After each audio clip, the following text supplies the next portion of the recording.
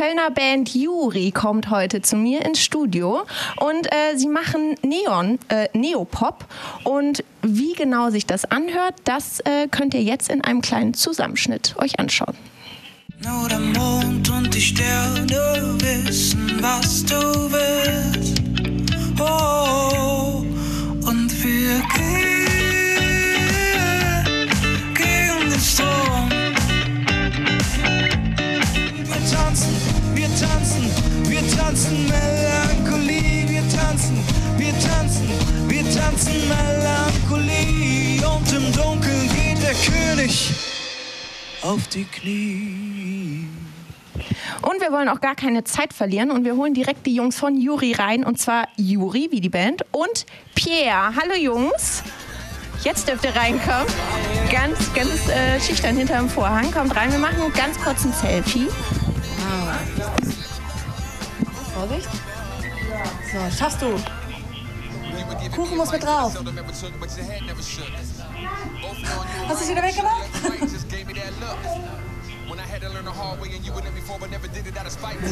Super. Super, es hat heute beim ersten Mal funktioniert. Manchmal gestaltet sich das ein bisschen schwierig. Setzt euch hin, macht's euch bequem. Genau, ihr könnt gerne meinen Kuchen auch noch nehmen, weil da sind leider Nüsse drin und ich vertrage keine Nüsse. Also gönnt euch bitte den Kuchen. Lasst es euch richtig schmecken. Du musst jetzt aber erstmal mit mir reden, Pierre, bevor du jetzt den nächsten Bissen schon nimmst. Ja, wie ich sehe, du bist schon mit Socken reingekommen und das hat einen ganz bestimmten Grund, denn du spielst dein Instrument mit den Füßen. Genau, ja. Ich spiele den Bass mit den Füßen, der liegt dann auf dem Boden. Den habe ich heute nicht dabei, aber ich habe trotzdem mal meine Lieblingssocken angezogen. Das sind zwei verschiedene Paar Socken, so ein bisschen auch zum Markenzeichen geworden. Und hat die Mama nicht aufgepasst, als du aus der Haustür gegangen bist? Nee, erst seit ich ausgezogen bin von zu Hause. Vorher waren es immer noch dieselben, weil die bei der Wäsche natürlich immer die richtigen Paare zusammengelegt hat. Und jetzt irgendwie dann danach, das war so anstrengend und irgendwann habe ich gemerkt, ach ja, komm, kannst du mal systematisch machen. Und ich verkaufe die jetzt übrigens auch zusammen. Ja, genau, das ist jetzt das ist Lachsfarben. Nicht rosa, Lachsfarben habe ich gelernt, ja. Aber wie du gerade schon angesprochen hast, auf eurer Website kann man tatsächlich Socken kaufen. Ja. Socken von dir. Hattest du die denn auch schon mal an, die Socken? Also ich kann, klar, wer möchte, kann auch sagen, ich möchte gerne getragene Socken haben. Ich empfehle es nicht. Fetischisten, die dafür viel Geld ausgeben. Ja, es gibt auch, Witz. Ja, es gibt auch viele Leute, die dann längerfristige Probleme mit ihren Füßen haben, wenn sie danach diese anziehen, weil früher habe ich halt Fußball gespielt und man war halt in vielen Umkleidekabinen und dementsprechend, ich brauche das Thema ja nicht ausführen, aber ich empfehle es nicht, die sind hygienisch einwandfrei, die Socken, und ist sogar mit Logo drauf, wie man hier auch drauf sieht. Mit deinem eigenen Logo? Genau, das ist hier so. Gerade jetzt vor ein paar Tagen hat mir meine Freundin geholfen mit dem Draufnähen und kann man da kaufen. Anstatt T-Shirts kann man mal Socken kaufen bei einer Band. Ist mal was anderes, das habe ich auch noch nicht gehört. Apropos Mädels, Juri, du warst ja hattest ja schon mal dein bisschen Ruhm bei Voice of Germany. Oh, ein schöner Übergang gerade. Ja. The Voice. Nein, jetzt kommt meine nächste Frage. Okay. Haben sich dadurch du bist ja deutlich bekannter geworden, gehe ich mal von aus, haben sich dadurch eure Fans verändert? Haben sich dadurch vielleicht ein bisschen mehr Mädels an dich gehangen? Jetzt privat oder? Beides. Okay. Also musikalisch auf jeden Fall am Anfang. Besonders, das ist mit der Zeit, hat sich das irgendwie wieder eingependelt, weil ich glaube, unsere Musik ist vielleicht generell ein bisschen frauenaffiner, könnte man so sagen. Also wenn man ins Publikum schaut, sind da schon ein paar Frauen da.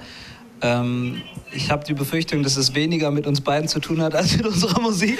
Und seit ich dazu gekommen bin, ist es ein bisschen schlimmer geworden. Also es ist eher männerlastiger geworden. Ja, der Pierre mit seiner Technik ist eher... sind die Männer. Ja, die sind eher dann technisch interessiert. Was macht der Pierre da mit seinen Füßen am Bass? Das ist ganz gut eigentlich, ja. Die Sophia, die kümmert sich ja bei uns um den Chat und um die Zuschauer und die haben bestimmt auch Fragen an euch. Ja. Alle sind auf jeden Fall sehr begeistert von den Socken. Verständlich, ja. Viele kennen diese Sockenthematik und da wird auch gefragt, was bevorzugst du denn für Farben bei deinen Socken? Ja, also ich habe in der Tat bevorzuge ich pastellfarbene Socken. Ich wusste vor einem Jahr nicht, was Pastellfarben ist und jetzt bin ich total begeistert davon. Die hier, also und Lachs, ich weiß gar nicht, ob das auch Pastellfarben ist. Ist das? Ja, doch. Okay, ja. Ja, eben, man sieht Pastellfarben und so, alles was so, also so dieses Lachsrosane, aber auch irgendwie so hellblaues, die eher weiblichen Farben, das ist dann doch meins. Voll schön, dass wir jetzt über Mode sprechen. Ja. Über Socken. Ich finde, das ist ein super Thema. Ja, keine Ahnung davon, aber schön auch mal darüber reden zu dürfen. Habt ihr denn einen Vespa-Führerschein oder einen Rollerführerschein? Juri? Also ich sag mal so, also ich verrate nicht zu viel, wenn ich sage, einer von uns beiden hat einen Führerschein. Und der andere hatte mal einen. Wir sagen aber nicht, wer das ist. Und derjenige Du hattest dürfte mal auch... einen Führerschein? Er? Ja. Also der Pierre dürfte jedenfalls Vespa fahren. Der Pierre dürfte Vespa fahren. Warum hast du deinen Führerschein verloren? Ach so, nee, also einer von uns beiden dürfte Vespa fahren. Ach so, das kam gerade so rüber, du hättest deinen Führerschein mal verloren. Wir gehen nicht weiter drauf ein. Fahrtauglich. Auf jeden Fall, wir verlosen ja im Moment dieses schmucke Teil. Ich bin immer noch hin und weg. Ich bin ein bisschen verliebt in die Vespa. Ich darf sie leider selber nicht behalten, aber es ist auf jeden Fall immer noch das absolute Like meines Tages. So. Genau, jetzt müssen wir kurz aufbauen. Viva la Vespa. Ein Hauch italienisches Lebensgefühl auf Kölns Straßen. Das geht so, so und so. Köln TV verlost zusammen mit dem Rollerparadies Köln eine Vespa Sprint 50 4T4V im Wert von 3.250 €. Ihr findet, euch würde dieses Schmuckstück besonders gut stehen? Dann bewerbt euch auf kölntv.com und sagt uns, warum die Vespa ausgerechnet vor eurer Haustür parken soll. Mitmachen könnt ihr noch bis zum 10. September. Ich drücke euch auf jeden Fall ganz fest die Daumen. Ciao, Bella. Schon ganz viele Freunde von mir haben mich angesprochen und wollen, dass ich ihnen die Vespa beschaffe. Das kann ich natürlich leider nicht, denn ihr habt alle die gleiche Chance. Also geht auf kölntv.com und macht mit bei unserem Gewinnspiel und sagt uns einfach, warum die Vespa ausgerechnet zu euch gehören soll. Und jetzt haben wir hier Juri, die uns gerne was akustisch vorspielen wollen. Ich freue mich schon ganz sehr. Dann kündigt doch mal bitte euer Lied an und ich wünsche euch ganz viel Spaß. Danke. Das nächste Lied heißt Brüder und wir haben vorher drüber geredet, kann man das spielen, sollte man das spielen, weil es doch eine Ernsthaftigkeit in sich trägt. Und wir haben uns jetzt entschieden, das auf jeden Fall zu tun. Und das geht so.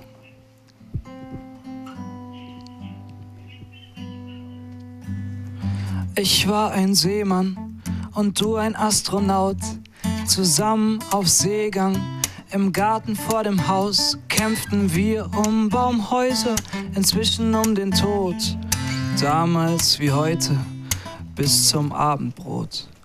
Du warst immer da und ich kenne keinen Tag, an dem du es nicht warst.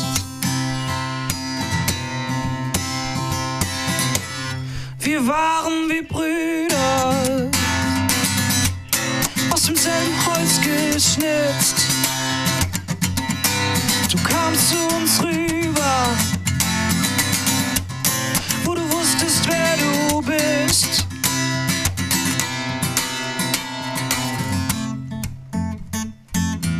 Zehnte Klasse, Ritalin. Ich mit Julia und du auf Janine.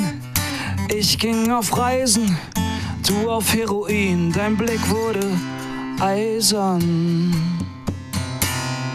Du warst immer da und ich kenne keinen Tag, an dem du es nicht warst. Wir waren wie Brüder, aus demselben Holz geschnitzt.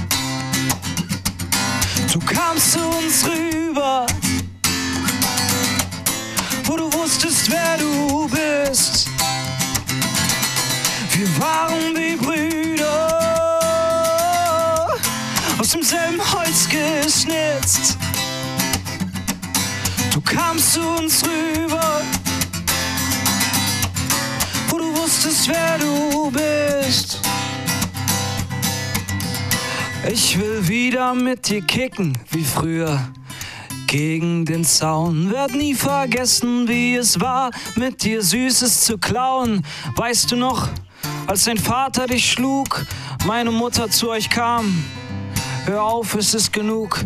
Du warst blutüberströmt und dein Puls war wie ein Blitzschlag und dein Vater voll wie immer. Dabei war es nicht mal Mittag, er verschlug dir die Sprache. Du hast ewig lang geschwiegen, Jahre später hörte ich. Du musstest bei ihm liegen, musstest küssen und streicheln und alles, was ihm lieb war. Wenn ein Vater seinen Sohn schlägt, heißt es Antidepressiva. Wir waren wie Brüder, aus demselben Holz geschnitzt. Du kamst zu uns rüber, wo du wusstest, wer du bist. Wir waren wie Brüder, aus demselben Holz geschnitzt. Du kamst zu uns rüber, wo du wusstest, wer du bist. Wir waren wie Brüder. Dankeschön, vielen Dank. Sogar Applaus aus der Redaktion. Vielen Dank für euch. Schön, dass ihr da wart. Wenn ihr noch mehr live von den zwei Jungs sehen wollt, dann müssen Sie am 8.9. ins Blue Shell gehen, richtig? Genau, 8.9. in der Blue Shell. Um 19 Uhr geht's los. Wir haben 2 ganz tolle Vorbands dabei. Das lohnt sich also auch früh zu kommen. Also freut euch drauf. Geht am 8.9. ins Blue Shell. Und wenn ihr heute noch nichts vorhabt, da haben wir einen kleinen, ein kleines Vorgeschmack für euch. Und zwar wird es, ihr könntet heute mal wieder ins Kino gehen. Wir zeigen euch jetzt den Trailer eines Films und der Regisseur davon, der wird uns gleich im Studio beehren. Es geht um einen Vater, der 2 Kinder hat, die er eigentlich gar nicht möchte, und um seinen Bewährungshelfer. Das wird alles ein Riesendrama und hier ein kleiner Ausschnitt, bitteschön.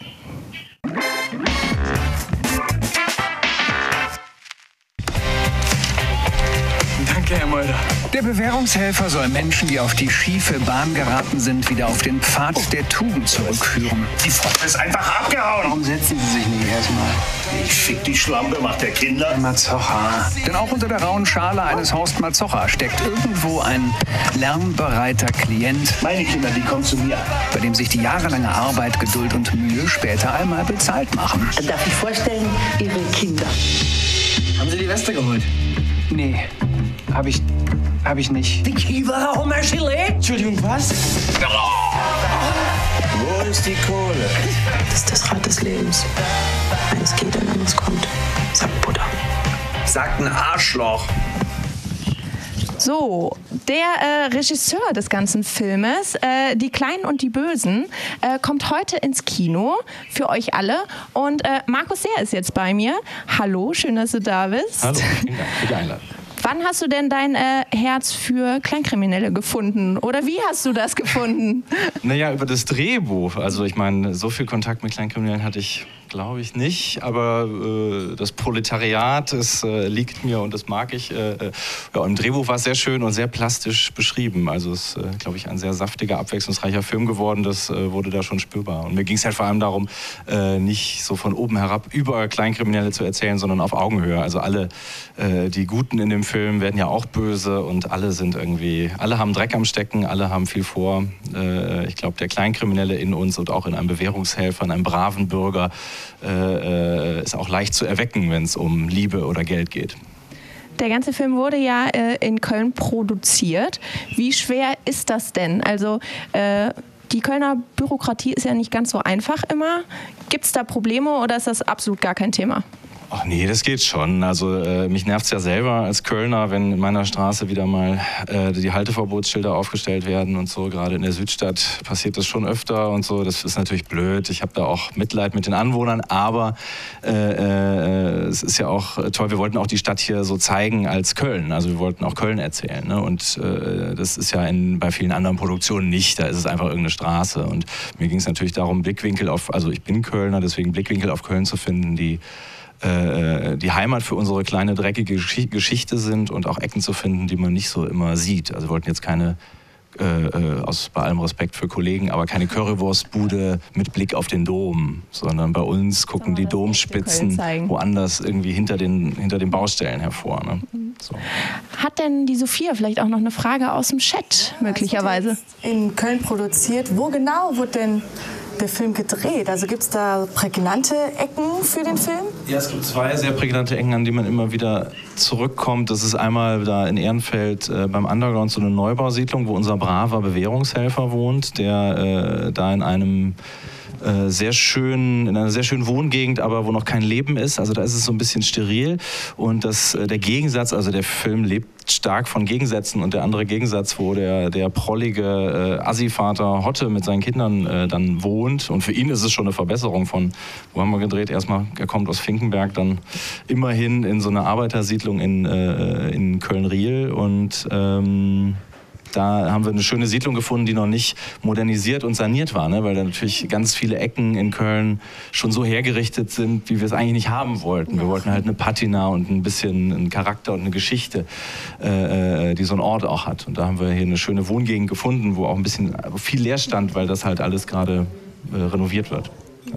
Das heißt, wenn man Köln liebt und wenn man auch, Christoph Maria Herbst spielt ja auch mit, auch wenn man den liebt und mal in einer anderen Rolle sehen möchte als Stromberg, in einer komplett anderen Rolle, dann geht doch heute ins Kino oder die nächsten Wochen. Da ist Die Kleinen und die Bösen zu sehen. Vielen Dank, dass du da warst und uns deinen Film mal vorgestellt hast. Vielen Dank, Sophia, dass du auch da warst und den Chat betreut hast. Ich wünsche euch noch einen wunderschönen Abend und wir sehen uns morgen. Tschüssi.